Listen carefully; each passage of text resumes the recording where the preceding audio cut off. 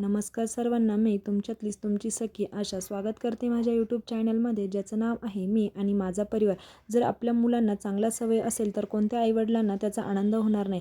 आम्हाला आमच्या मुलाचा खूप अभिमान आहे. आम्ही यासाठी फॅमिलीमध्ये काही नियम ठेवलेले आहेत. आपण वयाने जे आपल्यापेक्षा मोठं आहे ना, त्यांना आदराने बोलायचं, आणि जे वयाने आपल्यापेक्षा छोटं आहे त्यांना प्रेमाने.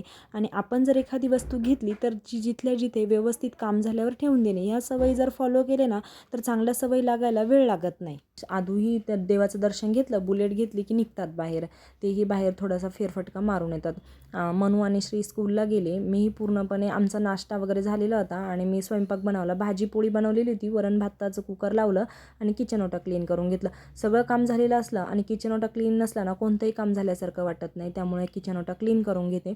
दुपारचे जेवण वगैरे झाले आणि श्रीच्या पप्पांना बाहेर जायचं होतं, त्यांना चहा बनवायचा होता. मग मी काय करत असते, 4 वाजता सर्वांचा चहा बनवत असते. मग बघा, आमचं हे घरचंच दूध आहे. त्या दुधावरची साय बघा, एवढी जाड साय येते ना, कधी कधी तशी भाकरीसारखीच साय दिसते. पण आता थोडी आम्ही आधी दूध वापरलेलं होतं, त्यामुळे ना ती साय अशी भाकरीसारखी दिसत नाही. तर आम्ही मुलांना गीर गाईचं तूप वापरतो आणि आम्ही बाकीचे म्हशीचं वापरतो. मग नंतर संध्याकाळी स्वयंपाकाची तयारी झाली तर मी पोळ्या आधीच बनवून घेतल्या. का तर भाजी समजतच नव्हती आम्हाला काय बनवायची. याला विचारलं त्याला म्हणजे प्रत्येकाला आम्ही विचारतो की भाजी काय बनवायची. ज्या दिवशी असं समजत नसलं त्या दिवशी मी पोळ्या बनवून घेतल्या. मग नंतर ताईंनी मटकी भिजवलेली होती तर त्या म्हटल्या मटकीची मिसळ बनव. मग मी छान कांदा टोमॅटो कट करून घेतला आणि ते लाल होऊ द्यावं लागतं. श्रीच्या पप्पांना आणि मुलांना लाल झालेला कांदाच आवडतो, नाहीतर ते थोडंसं भाजी खाण्यासाठी कंटाळाच करतात. मग मी काय केलं, जे पीठ भिजवलेलं टोपलं होतं ना, त्याचंच मटकी भिजवली. म्हणजे धुवून घेत असते ती मटकी भाजीत टाकताना. तर तुम्ही म्हणसाल बाई किती भांडे वाचवते ही, पण जे भांडे घासताना त्यालाच कळतं आहे की भांडे कमी कसे पडतील घासायला. तर तुम्ही माझ्यातल्याच असतील ना की भांडे वाचवत असेल घासण्यापासून, तर प्लीज कमेंट करायला विसरू नका. मग छान भाजी झाली. आणि भाजीचं विशेष म्हणजे आम्ही जेव्हा शाळेत होतो ना, तर आम्ही स्वयंपाक बनवायचो. आमच्या तिकडे मोठी फॅमिली होती, तर मग आम्ही स्वयंपाक बनवायचो. लवकरच बनवायला शिकवलं आजीने, अक्काने. तर मग अक्काचं एकच होतं की भाजी बनवताना त्याच्यात थंड पाणी बिलकुल टाकायचं नाही, गरम किंवा कोमट पाणी टाकायचं.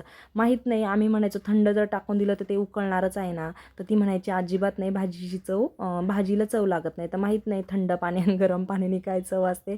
पण जे डोक्यात एकदम फिट्ट झाले नाही ना, तर ते नाही जात. म्हणजे आपण एकदा आपल्या डोक्यात जी वस्तू फिट्ट झाली ना, जी गोष्ट, तर ती शेवटपर्यंत नाही विसरत. तर मग मी ही कोमट किंवा गरमच करून घेते पाणी आणि भाजीत टाकत असते. तर मला दरवेळेस भाजी बनवताना अक्काची आठवण येते की नाही, हिनं सांगितलेलं आहे आपल्याला की भाजीत गरम पाणी किंवा कोमट पाणीच टाकायचं. तर तसंच केलं.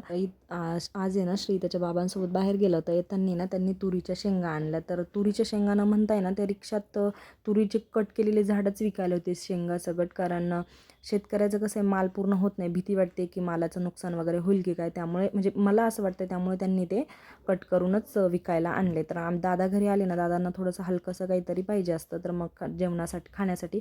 तर मग मी त्यांना मधुमक्का फ्राय करून दिला आणि ताईंना ते तुरीचे शेंगा सोलायला घेतल्या. कारण आमच्या तिकडे याची आमटी करतात माझ्या सासरी. माहेराकडे जास्त हे मला म्हणजे मी खाल्लीच नाही लग्नाच्या आधी ही आमटी कधी, तर इकडेच खाते. तर त्या मला बनवता पण एवढी काही येत नाही, तर त्या छान बनवतात. कधी जर झालं तर मी रेसिपी नक्की शेअर करेन तुमच्यासोबत.